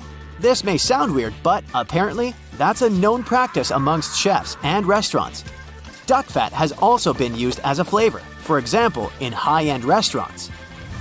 I'm a fries lover, so I added another fact about fries. Sadly, they're even saltier than you think. Experts suggest that a grown-up should consume at most 2,300 milligrams of sodium daily. Guess the McD's large fries sodium number. At least 400 milligrams. Classic fries from Burger King have 732 milligrams, and Five Guys take the level even higher with 962 milligrams of sodium. Next time, maybe you can ask workers to go easy on the salt as a solution. Picture this. You're in a hurry, but your tummy says, "Feed me, or I'll affect your mood and make life miserable for you." For a quick snack, you enter a fast food chain restaurant. You order your favorite burger. It looks and smells as if it's just been taken from the grill and served. Nope. They have different types of grills designed for this that can cook meat super quickly. Sorry to bear the bad news, but those perfect grill marks on your burger aren't real tools. The factory adds them. If you want to know how clean an eatery is, look under the ice chute of the soda machine in places where you can get your own drink. There you go, Inspector. You solved the case. Various studies say that if such machines aren't cleaned correctly, dirty, contaminated ice can lead to some health problems. There could be mold or bacteria there. Ew. The process of cleaning ice machines isn't easy. The same thing applies to ice cream machines too. Rumor has it that those ice cream machines aren't out of order. Employers just cannot find time to clean them properly. Now, what's the best time to get a good and fresh meal? Here are 2 opinions, and they both have solid reasonings. The first team recommends avoiding ordering grilled food in chains from 7 to after midnight. Many former employees say that sometimes they had taquitos or hot dogs prepared at around 4 or 5 a.m., but kept waiting to serve them till around midnight. That's not healthy. The other team says you should order between 11 a.m. and 1 p.m. or between 6 p.m. and 8 p.m. to get the freshest meal. Since it's going to be around lunch and dinner time, there'll be circulation and you can get decent food. Fast food companies have marketing, design, and psychological tricks to lure you in and make you order. Yet, they don't want you to stay inside for too long. If you were dining in mood lighting, you know under dim lamps and candlelight, you would take your time to eat. As the name suggests, you should be fast like your food in chain restaurants. They have fluorescents and they're in full light. Similarly, the floors and tables have reflective surfaces that make food look nice and bright. Plus, music is usually fast and loud. It's done to prevent you from spending hours there. Yet, they want you to take advantage of the first 20 minutes after your purchase. The faster you eat, the longer it will take you to feel full. Scientists say it takes about 20 minutes for our stomachs to inform our brain, okay, now I'm full. It's a good idea to eat in a clean area, but most of these companies are using cleaning products that have super strong chemicals. Assume that the staff cleaned the place at the end of their shift. They wiped down the soda machine and grill surface, and then you showed up early the next day. You may get some of that chemical residue on your food compared to other customers visiting the place later in the day. The vegan patty may not be 100% vegan. I'm talking about the grill, not the meat itself. In most of the chains, vegan burgers are cooked on the same grill as meat burgers. Do you have fast food chain secrets you want to share? Tell them to fellow Brightsiders in the comments. Picture this. It's a cloudy, misty morning in the middle of winter. Tom wakes up, a bit nervous for the day ahead. He's leaving on a long journey through uncharted waters. His captain says they will try to leave England and make it all the way to the Americas. He's ready and packed to leave his house when his wife reminds him to take the biscuits he had spent the night preparing. Let's zoom in on these biscuits right here. They look a bit strange, don't they? These are called ship's biscuits, and they were literally the biscuits that sailors ate during long voyages at sea. A ship's biscuit could go years without going bad. I know that sounds impossible, but the secret is in the ingredients and baking methods. When sailors departed, they didn't know how long they would go without setting foot on land again, so they needed to be ready, food-wise. Otherwise, they could perish from extreme hunger. So bakers came up with this simple biscuit. It's mostly made out of 3 ingredients: salt, flour, and a bit of water. The idea is that the dough stayed as stiff as it could. Then, bakers would put them in the oven for hours, at very low temperatures. The purpose of this slow baking was to take off all the moisture in the biscuits. Even if you're not an experienced sailor, you might suspect that moisture is the enemy of food preservation. It makes stuff get moldy and attracts insects and other animals. Plus, a ship is already an extremely moist environment. So the biscuits had to go on the countercurrent of all of that. A ship's biscuit can go 6, 7, 8 years without going bad. The little holes you see on them help to get the moisture out during the cooking process. A sailor like Tom, medium-sized, would get a portion of 6 to 8 ship's biscuits per day. They were extremely nutritious and satiated a person's hunger. Now, this was a type of survival food. It wasn't meant to be super pleasurable, yummy, or even give you all the nutrients you needed. Just the basics. Now, do you have any idea what life was like in the 18th century? If you think about a city like New York, there were only about 18,000 people living there.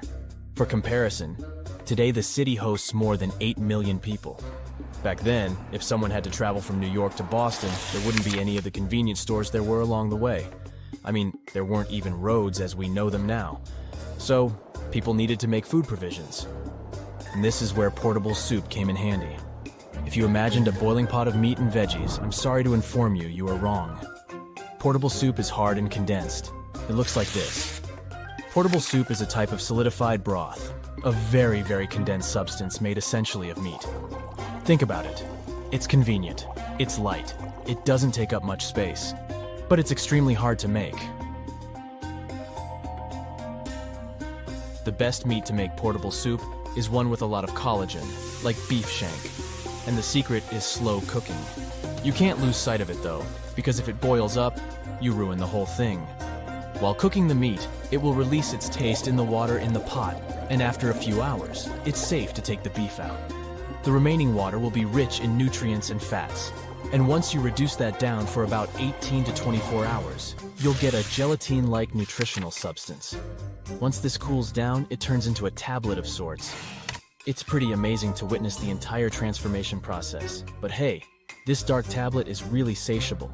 And to eat it, you just needed to find some hot water and put the meat tablet inside of it. It would release all the condensed nutrients in it, giving you a warm, hearty meal. Here's a trick question for you. Do you know why hamburgers are called hamburgers if they are not made out of ham? Apparently, it has to do with the city they were first invented in, the city of Hamburg in Germany. But it wasn't what we are used to today. I mean, they didn't even use ketchup. Well, at least not the tomato ketchup we use now. But did you know that other types of ketchup have existed throughout history? As weird as it may sound, back in the 18th century, people ate mushroom ketchup. For your information, If you look up ketchup in some dictionaries, it is by definition a sauce made out of mushrooms. It has nothing to do with tomatoes. I wonder where people got that idea from. Anyways, to make it you can use any type of mushrooms. Even shiitake if you're feeling fancy. The idea is to smash them, cook them, and add a bunch of spices to the mix. I'm talking clove, nutmeg, ginger, pepper, and whatever else your palate wishes for. And in case you're wondering what our ancestors ate it with, I have one word for you: meat. They would pour mushroom ketchup over a nice piece of steak, for example, like a gravy sauce or something like it. Now, if this just left your mouth full of water, I have good news. You can still find mushroom ketchup in Great Britain. It's just North America that kind of forgot it. Neat, huh? And what did people eat back in the day when they were feeling unwell? Today, we have a concept of food I particularly love: comfort food, which is something to eat when you are feeling down and sad. But then, on the days you're feeling sick, what do you eat? I immediately think of a warm soup or something nutritious and light. Our forefathers drank something called posset. Now, posset could be described as an eggnog with some sweets added into it. Its recipe can be traced down to as early as the 15th century. The drink was considered such a reliable remedy that Shakespeare even used it as a poison in Macbeth. Here's another quick pop quiz for you. Why do we say the proof is in the pudding? This famous expression simply means that you'll only know the true value of something once you experience it for yourself. The expression started to be used back in the 1600s, but there's an important thing to note here. In Britain, pudding is not the sweet dessert known by many in America. Rather, it's a savory dish, much like a pie. I guess it's safe to say that the British are good at turning almost anything into pie. From apple pie to pumpkin pie, chicken pot pie, and so on. Now, in the 18th century, they had something called beefsteak pie. This was an incredibly popular dish back then, but somewhere along the way we lost the habit of making it. Sure, you can find steak and kidney pudding today, but it's got all sorts of stuff in it, such as potatoes, carrots, and thick gravy. Up until the 19th century, people ate the stripped-down version of this dish, which was basically made out of richly flavored meat. They say breakfast is the most important meal of the day. If you're in the US, you might eat some avocado on toast or a rich bowl of cereal. If you're in Vietnam, you might enjoy a warm bowl of broth soup or rice. But if you were eating breakfast in 18th century England, or even the United States, you would get something like this. This is the old school version of what we know as bacon and eggs. Except that back then, it was called collops and eggs. According to the traditional Hannah Glass recipe, straight from the most famous cookbooks of back then, the egg wasn't fried or boiled, it was poached, and the bacon was probably not as processed as we eat them today. A little toast was added on the side, and there you had it. The perfect start for a long day.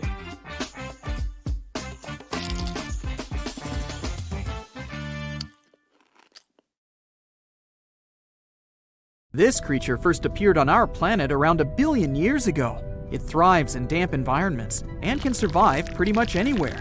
It might be in your basement as we speak. I think you've already guessed, I'm talking about mold here.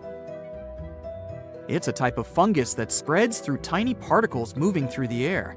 These spores are like the seeds of a plant, although they're much smaller. Sometimes they cling onto clothes or animal fur and travel long distances unnoticed. They can survive even in some unfriendly environments and start growing when they land somewhere with enough water, food, and oxygen. Mold comes in all colors of the rainbow, and each color stands for a certain type of mold. You can usually find red or orange mold outdoors. The pink variety likes to reside in bathrooms on shampoo and soap residues. Black and green mold are the types you're most likely to meet in your house. Unlike plants that use photosynthesis, mold grows on materials it can digest. Even one tiny mold spore is powerful enough to harm several people. But there are over 100,000 different types of mold in the world, and not all of them are dangerous to you. Ugh, you just noticed something green on your sandwich, but only a small part of it is infected, so maybe you can just cut it off. Nope, it won't work out. The tiny greenish spots you see are on the surface, and you can spot them with the naked eye. but there's more hiding inside the bread. But if it was 1 second too late and you've bitten into the bright green patch of mold, don't rush to the bathroom to scrub your tongue with antibacterial soap. You've probably eaten mold before without even knowing about it. It easily grows on soft porous foods like bread, fruit, and vegetables.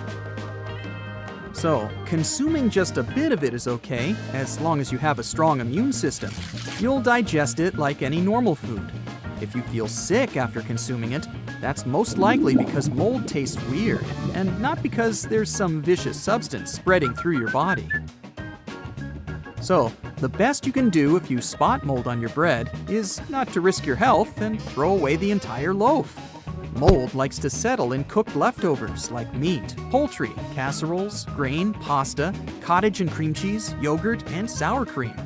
It's easier for mold to penetrate softer food, so it also loves fruits and vegetables like strawberries, cucumbers, peaches, and tomatoes. Jams and jellies are another easy target for mold, as it thrives in sweet and sugary foods. Yikes! Mold isn't always the bad guy ruining your lunch. You've got to thank it for that exquisite taste of blue cheeses, like Gorgonzola, Roquefort, and Blue. Camembert and Brie wouldn't be so delicious without the white mold on their surface. Cheese is 99.99% milk, and its makers grow mold either inside or outside the cheese, depending on its sort. But if you find mold on a cheese that shouldn't have it, like cheddar, Parmesan, or Swiss, it means the molds added to any cheese to give it taste have come into contact with oxygen and started reproducing and breaking down fats and proteins uncontrollably. You should cut off the affected part carefully with a knife without touching the mold. The rest of the cheese is still good to eat. It would be impossible to produce soy sauce without fermenting soybeans, and it happens thanks to a certain type of fungi. Salami fans should appreciate mold for the unique flavor it gives to the meat, and for preventing it from drying out too quickly. Mold has also saved millions of lives. Penicillium mold helped achieve a real breakthrough in medical science, as it naturally produces the well-known penicillin, accidentally discovered by Scottish researcher Alexander Fleming in 1928. Some types of mold can also help you in the garden as a great mulch. Some gardening fans spend years trying to grow leaf mold to use for compost. They believe it improves soil quality. To prevent mold from overtaking your lunch, keep the food covered with plastic wrap in the fridge. Don't keep leftovers of perishable foods in their cans. Put them in airtight containers instead. Keep track of what you store in the fridge. Leftovers shouldn't be there for longer than 3 to 4 days. Keep your fridge clean. Only use fresh and clean dishcloths, towels, sponges, and mops. Once you notice a musty smell, it means mold is about to settle in your kitchen, and its plan is to contaminate your food.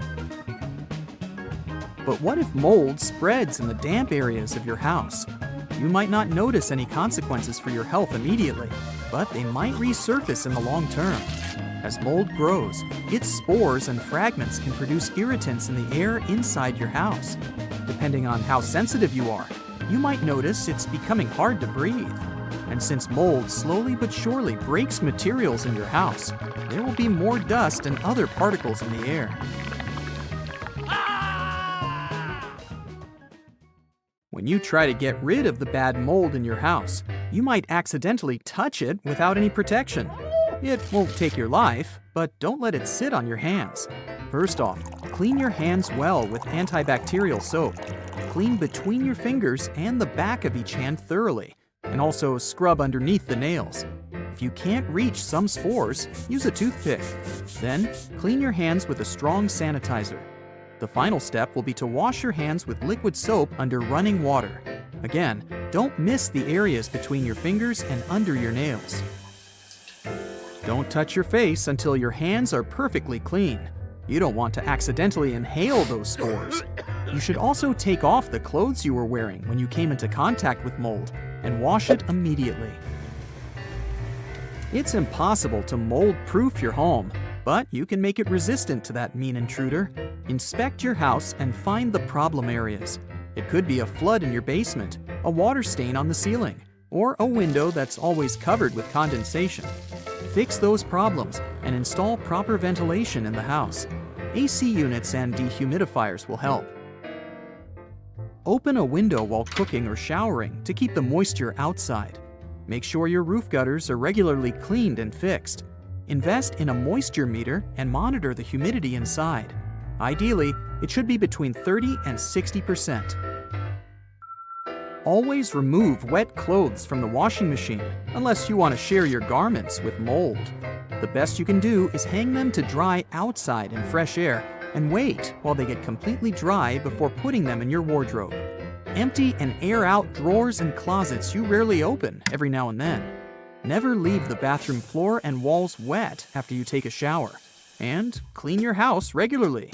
Then nasty mold won't have a chance. The moist soil in your houseplants is every mold's dream. To save them, don't overwater them and let fresh air circulate in the room where your plants live. If you see mold is starting to grow on your plants, mix 2 tablespoons of white vinegar and some water in a spray bottle and apply the mix to your plants. You can also do the same thing using a tablespoon of baking soda. There's a common myth that bleach can help you get rid of mold. In reality, it will only help you remove the visible part, but the spores will survive and keep spreading. Depending on what you do for a living, you may also meet mold in your workplace. Poorly ventilated spaces, greenhouses, farms, and even bookstores and libraries are in the risk zone here. Paper contains cellulose, and it's a perfect food source for some types of mold. Old books that have been stored in a humid room for many years could be hiding millions of mold spores. The rules to protect yourself in a workspace are pretty much the same as for your house. Clean it regularly, dry damp surfaces, and if it's impossible, wear protective gloves when you have to come into contact with mold. Is this safe to eat? We sometimes see strange dots on our potatoes and wonder if we should just throw them away. Here are 10 eat or toss facts. Did you know that every year 119 billion pounds of food is wasted only in the United States? To put it in perspective, this number means nearly 40% of all food in America is wasted. People throw away food if they don't have confidence in the ingredients. They're being cautious, and it makes sense. But what if the food is safe to eat and only looks weird? The first item on the list is beef. When it comes to meat, people naturally get extra cautious. Imagine you buy some raw beef in the store. Later on, you realize it's got some brown spots. If you toss it immediately, hear me out. This is normal. In fact, you can see brown layers also inside the beef. Bright red color equals fresh meat, huh? Not necessarily. When the meat is first cut, it's maroon. If the meat is quickly vacuum packaged, it will keep that shade. But if the meat is exposed to air for like 15 minutes, then oxygen will cause a change in the look to red. The redness can turn brown when the biochemical reaction starts. This can take a few hours. Workers at the grocery stores grind the meat several times a day to achieve that bright red color because they know consumers are cautious about maroon-looking beef.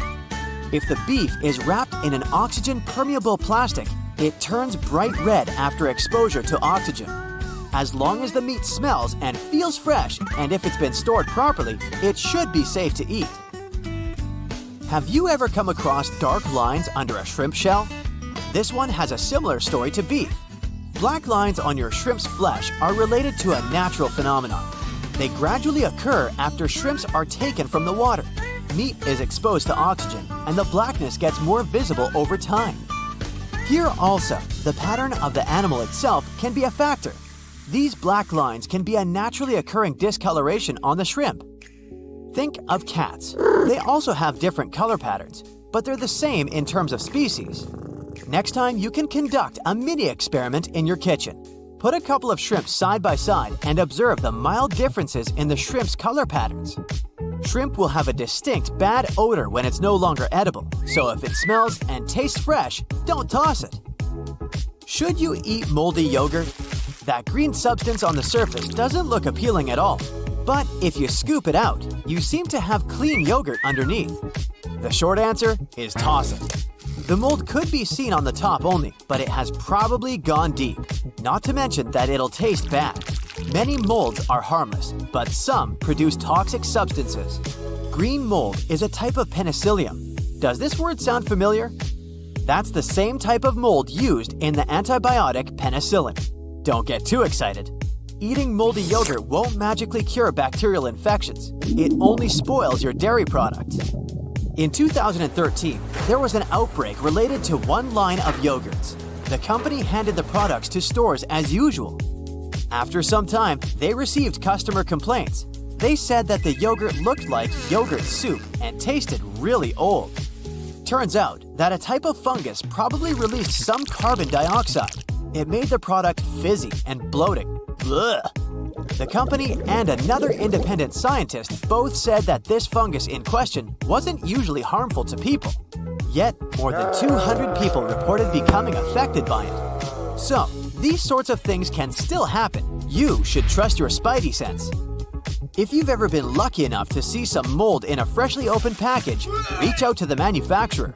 You'll potentially save others from facing the same scenery by notifying the company about a systemic issue and preventing potential future product waste. Plus, the company probably wants to make amends and either reimburse your sad yogurt with a happy one, or better, they'll give you coupons for free products. Why do avocados sometimes have brown dots inside? Technically, it's edible, but you might not want to eat it. Avocados are a source of many vitamins like C, E, K, and B6, as well as healthy stuff like magnesium, potassium, and more. The avocado works hard to become such a health storage. Nutrients, water, and sugars wander around this fruit. Yes, technically, avocado is classified as a fruit. Anyway, avocados have their own transport channels, like veins. These channels are normally invisible to us. Until something goes out of the ordinary, the avocado may be stored in too cold temperatures for a longer time than it should. As a result, the tissue cells might be weakened and start to deteriorate. Experts say that after the fruit is harvested, if it stays in the refrigerator for a few weeks before you buy it, vascular browning can occur. This phenomenon becomes visible after you keep the avocado at room temperature for a few days. Don't be hard on yourself, it's not because of you. So, should you eat it or toss it? You can eat the brown dotted avocados, but you may want to taste them first. They might not taste good compared to a regular one. What about the white area under the potato peel? Eat or toss? This area is also like dark bruise marks, but it's not black. If the outer layer of the potato looks normal, that odd-looking white knot is not mold. The moldy potatoes deteriorate. They'll get softer, wrinkled, or squishy. As long as the exterior of this potato appears clean and regular, there's probably no harmful microbial growth inside of it. These strikingly white areas can be shaped due to potatoes being bruised, possibly in the field during the harvesting period. To sum up, you can eat it. There's also an issue of white smears coming out when we slice potatoes. You see the marks on the cutting board? Experts say that some potatoes have a higher level of water and starch content. As a result, your cutting board gets a bit messier than usual. No need to worry about it. I'm gonna carry on with another form of potato. Not because I love every version of potato and I can eat it in all meals from breakfast to dinner, but because I want to know, what are those brown spots on potato chips? Should we eat or toss them? Consider these as minor imperfections. They don't affect the safety of the chip. They're there again because of the bruises they get or as a result of frying. Sometimes you see that your garlic is trying to make more garlic out of itself. Yep, it has sprouted.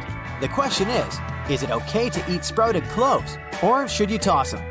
If the green sprout is in the center of the garlic clove, that's fine. Be aware that the taste of the garlic will be stronger than it usually is.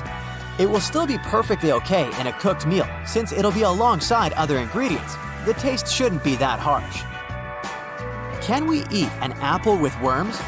Most people can't even stand the idea of accidentally eating an apple with a worm, but that's a cultural thing. So the answer is yes, we can eat it. After all, worms add a little protein to the fruit. These animals don't carry any harmful parasites. They make their way into the apple. The entrance point of the fruit might have an off flavor since it got sort of rotten in time. Besides the taste, the rotten part is all safe to bite. What might not be so safe is eating the fallen apples, though. Those have probably been hanging out on the ground for quite some time. This period might be enough for the harmful bacteria from the soil to sneak into the apple. There were some cases where people experienced health issues by drinking unpasteurized apple juice made from dropped apples. Yeah, the ones that interact with unhealthy bacteria. Today, we're going to reveal some fast food secrets. By now, we've all learned that we never get the exact same food that we see in ads. But there is way more stuff to know about how fast food companies make us buy stuff.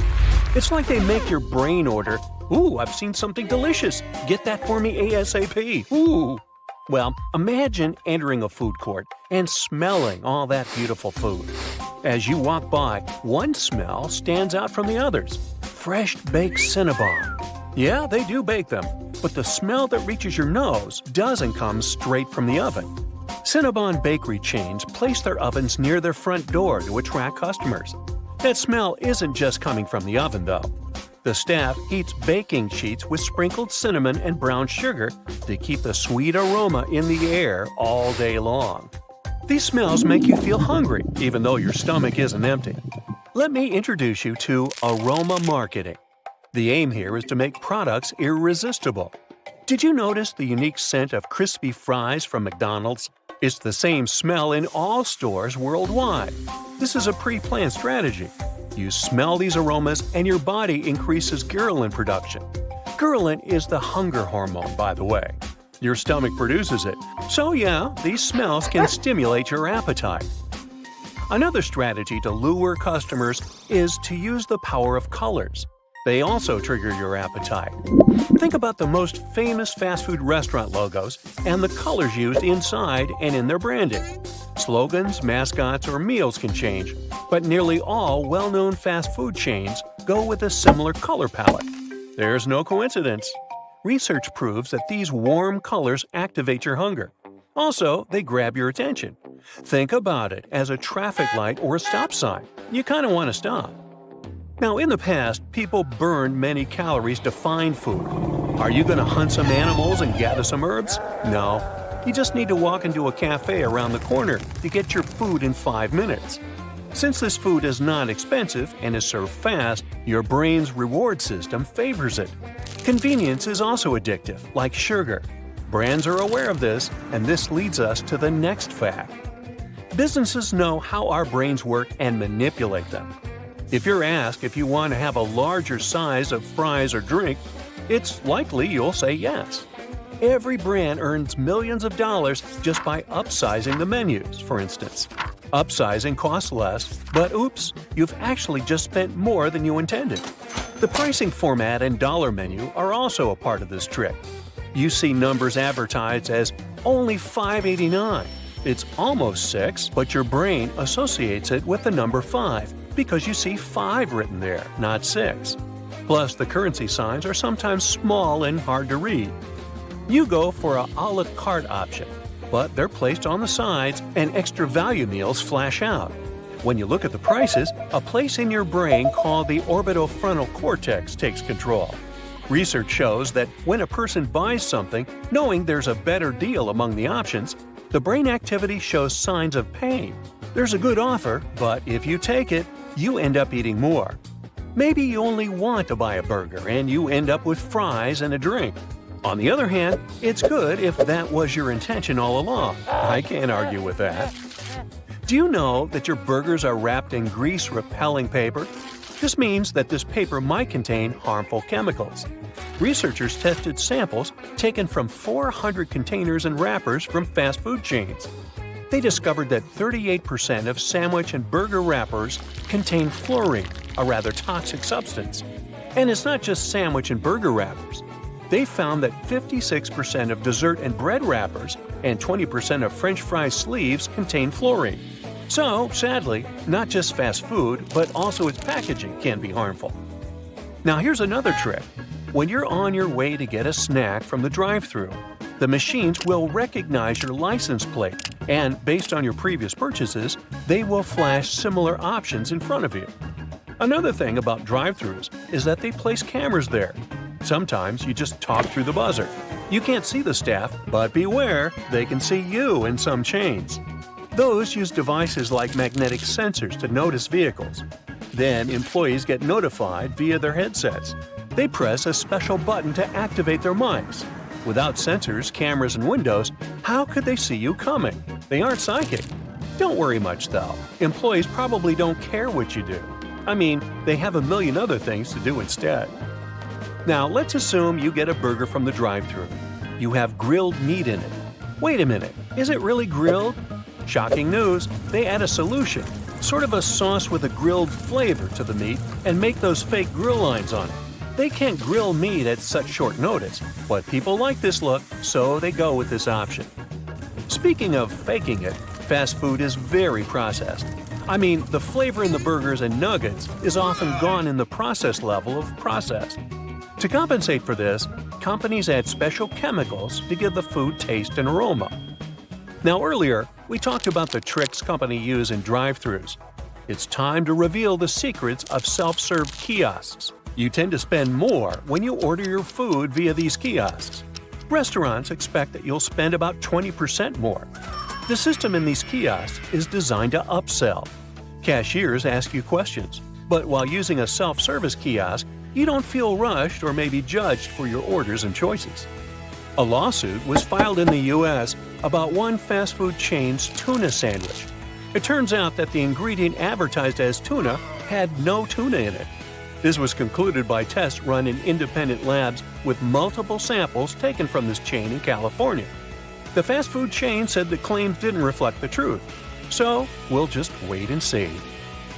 A fact about nuggets is here, and it's proven. This one might be hard to digest, but they often don't contain chicken. Scientists have tested them, and what they found is often only 50% meat. Apparently, there's a thing, sort of a process, called mechanically separated meat, and the remaining product comes from there. Fancy eating a Blizzard cone or parfait from DQ? No one could stop you, but you should know that technically, what you're eating isn't ice cream. Dairy Queen Soft Serve has 5% milk fat. The FDA says that a product has to have at least 10% of milk fat to be considered ice cream. But the company isn't keeping this fact to itself. It's written on its website. Now, what about discount coupons or free products? It's all part of the plan. Some people go to restaurants with coupons. They think, I might also get this or that since I'm already here. Most of them buy something else, and the item they buy is often more expensive than the free item on their coupon. Now, sometimes people want to go with healthier options in fast food chains. They might miss the point that healthy might not be healthy at the end of the day if the person orders a sauced chicken salad. They might end up having more calories than they would get from a burger. On top of this, healthier options often cost more in comparison to regular items. Anyway, this is an ever-lengthening list. After all, the fast food industry is huge. We're talking billions of dollars. Maybe that's why it comes with a lot of secrets behind the scenes. We've been talking about all this, and now I want to order a burger. So you're watching your favorite cooking show when suddenly the star chef adds a pinch of salt to some jam that's supposed to go into a dessert. You pick up the phone to call and complain, but right then the chef explains. It turns out that adding salt to fruit is a common thing in different cuisines across the world. Like in Mexico, they like to spice up mango and citrus fruits with salt and chili powder. You can try mango with a shrimp taste in the Philippines and salted watermelon in the southern states. So, how does it work? Well, let's say you're eating a raw mango sprinkled with salt. With the first bite, you notice the salty flavor, and the sweet fruity taste is then slightly delayed. It feels as juicy and amazing as ever. It's most likely because salt affects the sweet taste receptor for sugar, and then really magic happens on a molecular level. One study even found that we have more sugar detectors in our taste cells than scientists previously thought. One of those detectors must direct sugar to a sweet taste cell when it gets in contact with salt. You can try and put salt on any fruit you like, but the effect will be different. salt can make sweeter fruits like cherries and strawberries even sweeter and balance the flavor of grapefruit, pineapple, and watermelon. Just take a ripe fruit and slice it the regular way and sprinkle the pieces with salt. Large flaked sea salt might taste more intense, plus it looks more beautiful. After 10 minutes, your gourmet dessert will be ready. So, you need to chop up a heap of iceberg lettuce, but that tough core in the middle doesn't want to leave. Just hold the lettuce head in both hands with the core end down and slam it against a cutting board or some other solid surface, not your brother. Now you should be able to pull the core right out of the bottom and slice the rest of the lettuce without a problem.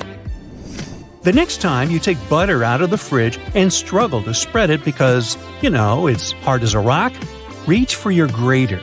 With its help, you'll easily flake off tiny pieces of butter that will melt instantly on a warm toast. You can also spread them much easier on cold bread without putting your sandwich in the microwave or waiting for a while to soften the butter. Professional bakers approve of this tip and have been using it for a long time. When you're frying something, you first heat the pan and then put the food on it, right? Well, this logic won't work if you want to make your bacon crispy. On a hot pan, the meat will cook before the fat can melt out of it. Your bacon will be too fatty and rubbery. So you gotta lay the strips on a cold pan and then turn on medium-low heat. The fat will render out of the meat, and the final result will be super yummy and crispy. Have you ever tried boiling pasta in a frying pan? I know it sounds a bit weird, but it can actually help you save a lot of time, water, and energy. Instead of filling a huge pot with water and waiting for it to boil, put your pasta in a frying pan and cover it with cold water and add some salt to it. Your pasta will be cooking while the water is getting to the boiling point, so it'll be ready much faster than normal. And the water that's left in the pan will make an excellent base for a sauce because it's filled with starch. Mix it with pesto, tomato sauce, and garlic butter. It tastes like it's straight out of a gourmet restaurant. Now, the secret to cooking the most delicious and fluffy mashed potatoes is to dry them before you mash them. After boiling, you can either put them in a pot and leave them over low heat on the stovetop, or keep them in a baking sheet in a low oven. Then add melted butter that will coat the starch in the potatoes, and only then slowly add milk. Now your mashed potatoes will have the best possible structure and flavor. If you've shed enough tears over onions when trying to slice them, this one is a must-try for you. Peel the onions, cut them in half, and leave them in a fridge in a bowl of iced water for half an hour before you start cooking.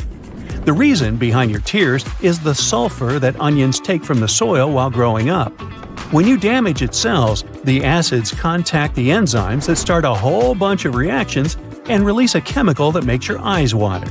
Freezing the onion can weaken that chemical. To minimize it even more, only use a sharp knife to slice onions. This way, you'll do less damage to its cells. It's much easier to peel an avocado if you freeze it first. Just put it in the fridge as it is, give it some time, and then take it out and hold it under warm running water. Now you can peel it easily after you make a couple of crisscross incisions. The best way to keep herbs fresh and juicy is to store them like flowers. If you don't have the right size vase or vase, take a mason jar or a water glass and fill it with an inch of water. Now put the herbs inside as you would do to your roses. For parsley and cilantro, cover the jar with a plastic bag and store the bouquet in the fridge. Basil loves sunlight, so you better leave it uncovered on the counter. If you've made too much sauce or have some leftovers in a can that doesn't seem to be enough for anything, you can save it from the trash can. Pour the sauce into an ice cube tray and keep it in the freezer. Now, if you need to spice up a meal, you can always add a couple of sauce cubes to it. Plus, as a bonus, which is redundant, the sauce will last longer this way than it would in the fridge. Do your meatballs always turn out to be perfectly the same shape and size? Then skip this one. But if you're like me, just use an ice cream scoop to get the right amount of your minced meat mix. Try saying that 5 times. The balls will be the ideal shape and your fingers won't get sticky. The easiest and probably the most beautiful way to slice a mango is to turn it into a hedgehog. Wash the mango under running water. Don't squeeze it while doing it. Now put it straight up on a cutting board and cut it into 3 pieces from the top downwards. Just leave that flat pit in the middle piece. There isn't much you can do with it anyway. Now your mango will have 2 cute cheeks. I mean, its fattest parts. Next, make crosswise and lengthwise cut in the mango cheeks. Leave some even distance between the incisions and don't go all the way through the skin. Now press on the back side of the mango until the flesh pokes out. Does it look like something to you? Yep, a hedgehog. Hence the name of this slicing method. The final step will be to slice off the mango cubes into a bowl. Then eat. Now this one has all the potential to become your new breakfast favorite. You can cook an omelet in a mug. Take a large microwave-safe mug and coat the inside of it with olive oil or spray it with cooking spray. Add 2 eggs and 1 tablespoon of milk and mix them with a fork. Now add salt and pepper and any cheese, veggies, and herbs you like.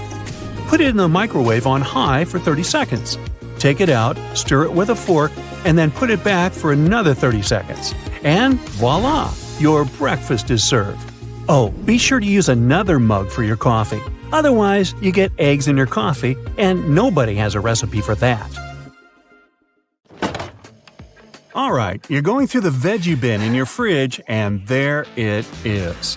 Among uneaten fruits and vegetables, lying there, rotting in the crisper, as a constant reminder of that healthy diet you promised yourself you'd start on Monday.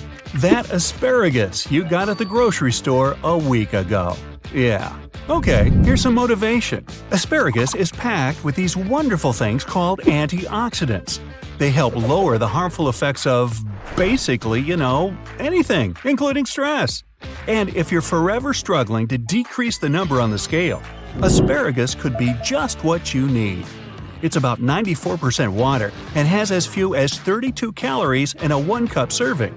That, and the body digests asparagus slowly. So, after eating just a handful, you'll keep feeling full in between meals. That means no more reaching for that midday snack of chips and cookies. Bingo! Hey, if you're like me and tired of getting seasonal flu and colds, then crunch on some carrots. They're loaded with vitamins A and C, which are must-haves for your immune system. Now, don't count on tossing your glasses after getting perfect vision with your new carrot diet. That's a myth. They won't improve your eyesight, but the antioxidants in them do protect your eyes from the types of light that can damage them. Oh yeah, and you might start turning orange if you eat more than 10 carrots a day for a few weeks.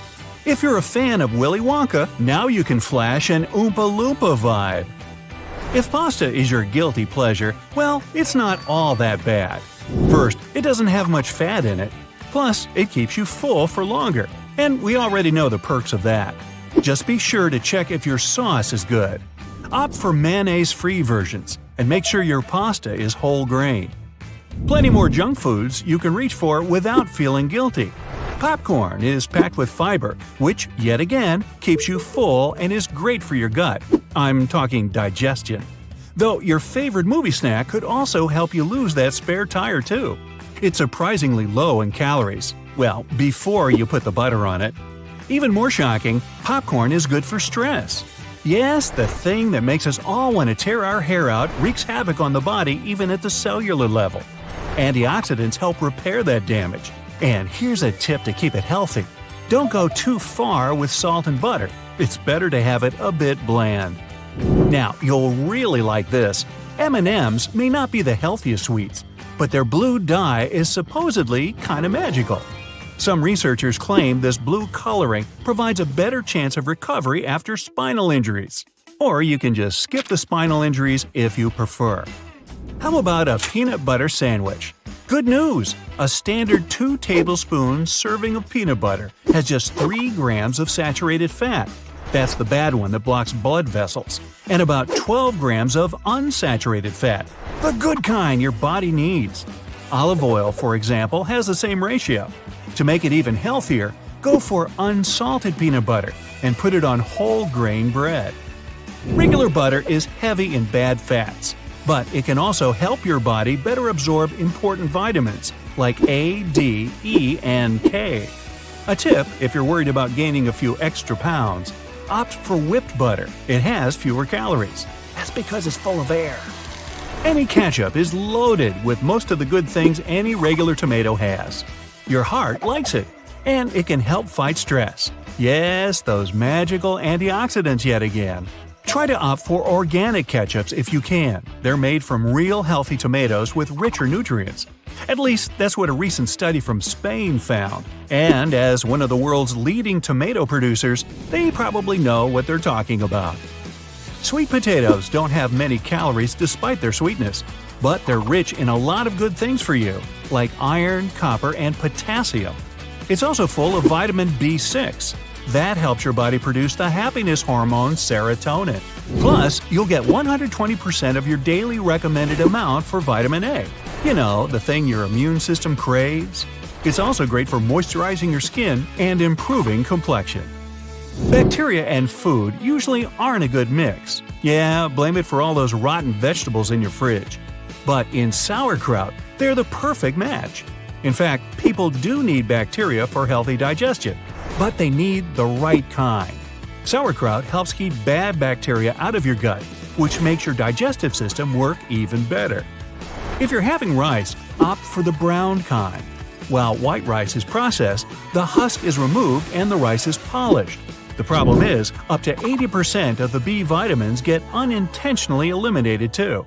Other vitamins get completely taken out. Plus, brown rice has more fiber, keeping you feeling nice and full between meals. Got some motion sickness or feeling nauseous? Grab a serving of ginger. And here's a strange one. Ginger helps get rid of body odor. First, the root heats you up and makes you sweat. Nasty toxins in the body make their way out through the sweat, and any unpleasant odors disappear. Ginger is also a natural antibiotic and antioxidant. Take a break from regular water every now and then with coconut water. You still get the hydration you need, plus some added benefits. It's a great source of essential minerals, especially for your body's nervous and muscular systems. Many experts even recommend it as a much better alternative to sugary sports drinks. Sardines are packed with nutrients and even improve blood flow. They have a lot of calcium, tons of protein, yet few calories. Protein is a must for maintaining muscle mass and boosting muscle growth. If you're looking to bulk up and stay that way, there you go, sardines. Another tiny fish that proves size doesn't matter is the anchovy. They too are loaded with protein, calcium, and omega-3 fatty acids, just like any big fish. Hey, order some anchovy pizza next time. If you're lactose intolerant but want to benefit from dairy products, try some kefir. This fermented milk is full of bacteria.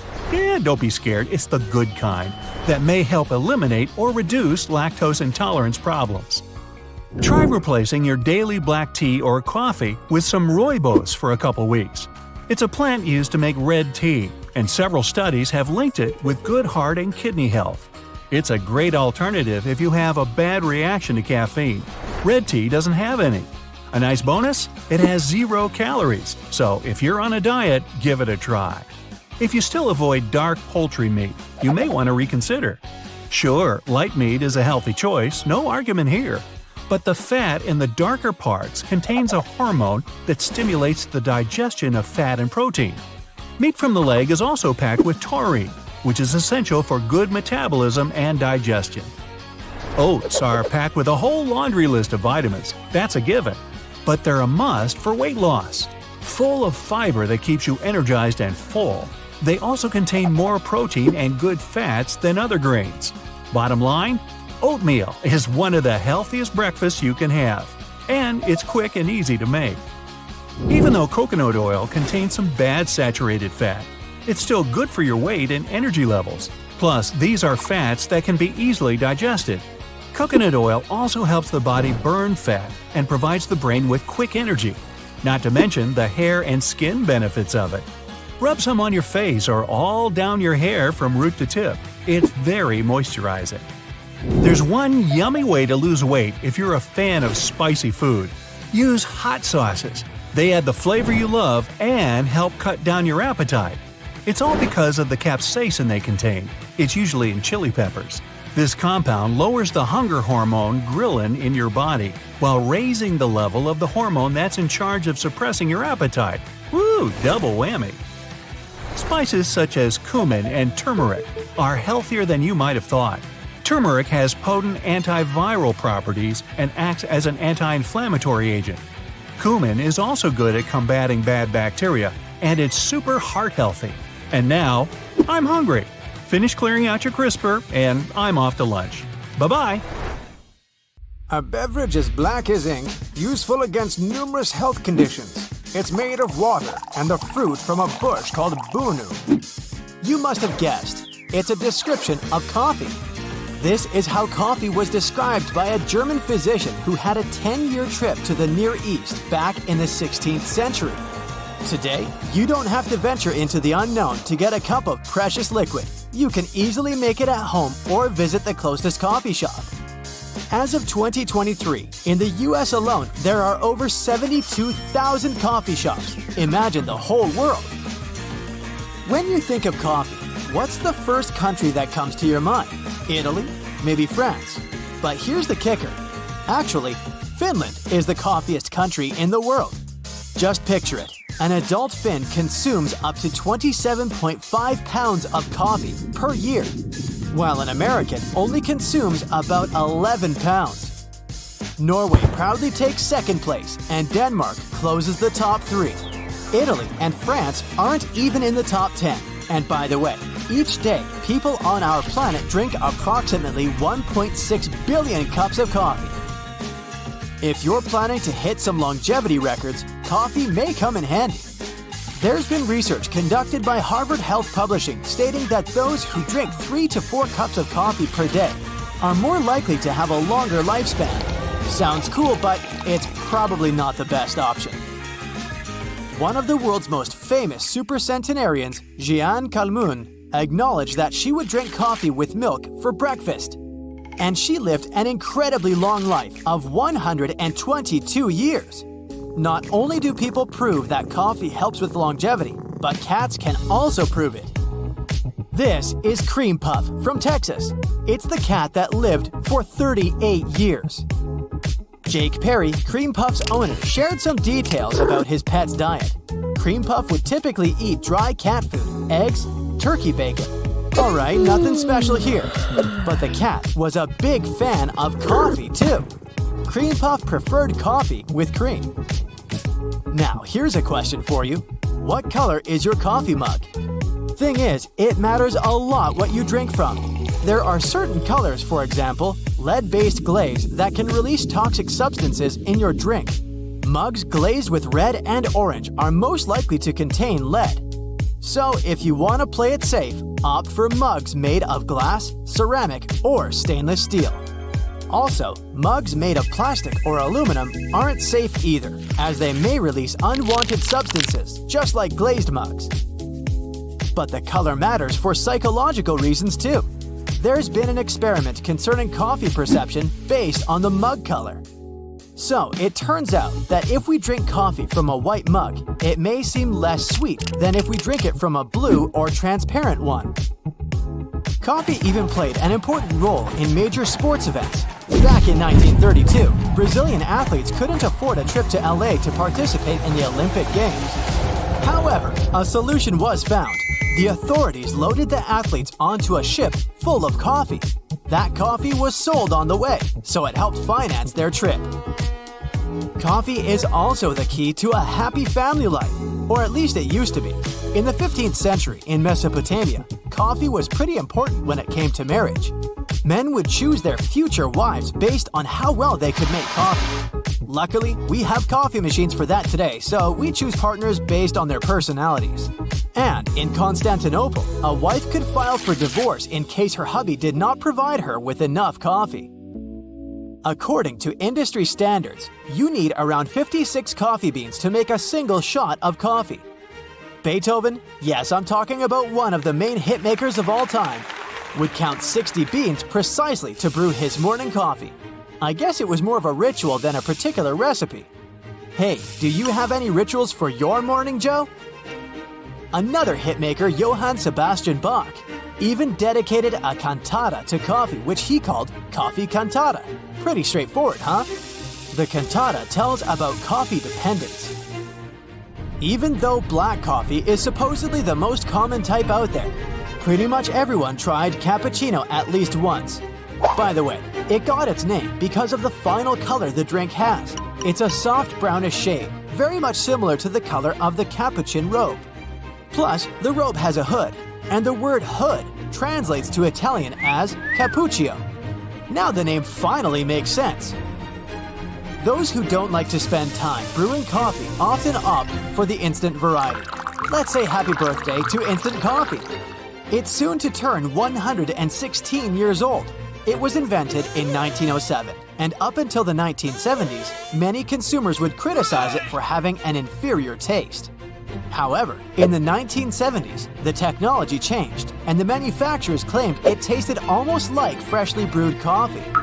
Also, instant coffee created another popular thing: coffee vending machines.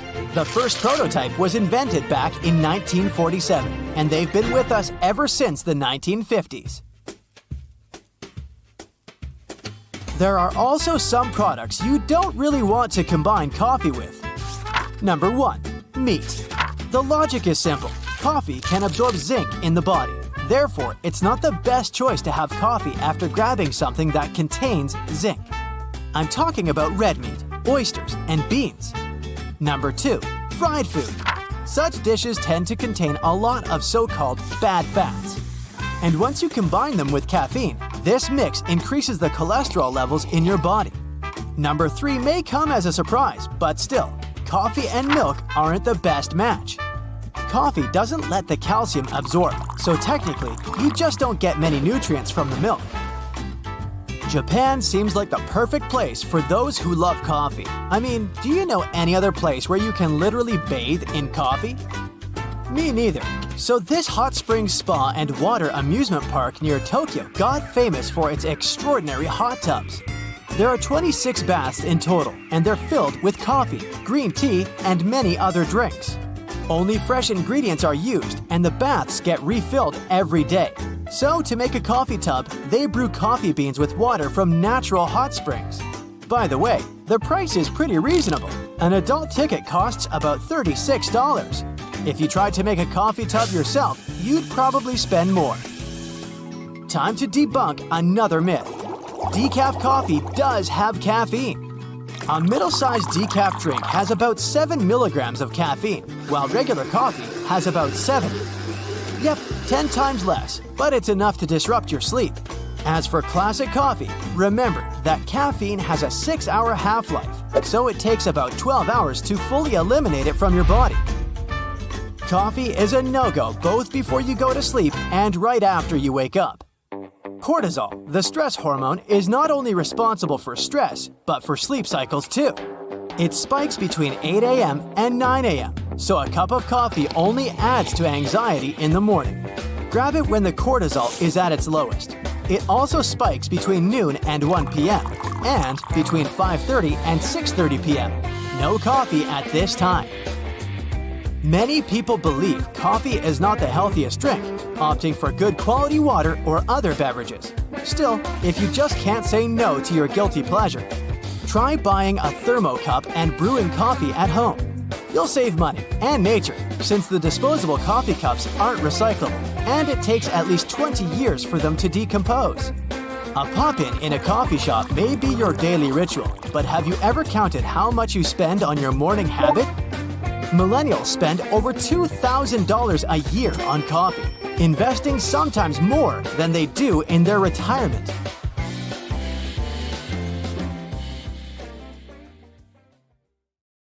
Many people believe our ancestors were monosyllabic grunters, but according to a new study from the University of Western Australia, this might not be the case. The primary purpose of any language is to convey some meaning, right? So, researchers believe that nonverbal communication most likely came before oral language. To test this, they asked a group of people to play a communication game similar to charades. They put people speaking different languages and from different cultures in one room and told them to communicate through gestures. No grunts allowed. The results were astonishing. Scientists confirmed that many gestures apparently have universal meaning. This way, people understand each other more easily than with any other type of vocalization. If I make the shape of a heart with my hands, you'll get what I mean, right? Speaking of languages, did you know that the last letter added to the English alphabet wasn't Z? It was actually J. It's also no coincidence that I and J are side by side. They started out as the same letter. J was just a prettier way of writing I. With time, J got its own phoneme and became a separate letter all on its own. Bees are fascinating creatures. They're very important for people. For one thing, it's their delicious honey.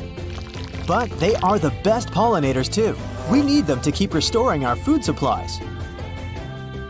Some people may be afraid of their stingers, but honeybees will only sting you if they feel threatened. The worst part is that bees never survive after stinging you. These insects can't pull their barbed stinger out of your skin. And this stinger is part of the bee's digestive tract, nerves, and muscles. After losing all that, the tiny creature can't really make it out alive. The filling between Kit Kat wafers is made from other Kit Kats. When something goes wrong during the production, for example, a Kit Kat bar has too many bubbles or other imperfections, nothing goes to waste. Such sweets get melted into a paste, and then these substandard Kit Kats are used to fill in other Kit Kat bars. Oreology is a field of science that studies Oreos. Yes, the cookies. The flow and fracture of Oreos are the subject of several scientific experiments. Researchers are doing everything in their power to answer this question. Why does all the cream remain only on one side of the Oreo? Grab an Oreo and break it apart the way you normally do it. See what I mean? Rheologists are physicists who study complex fluids. After analyzing the Oreo filling, they classified it as a flowable soft solid.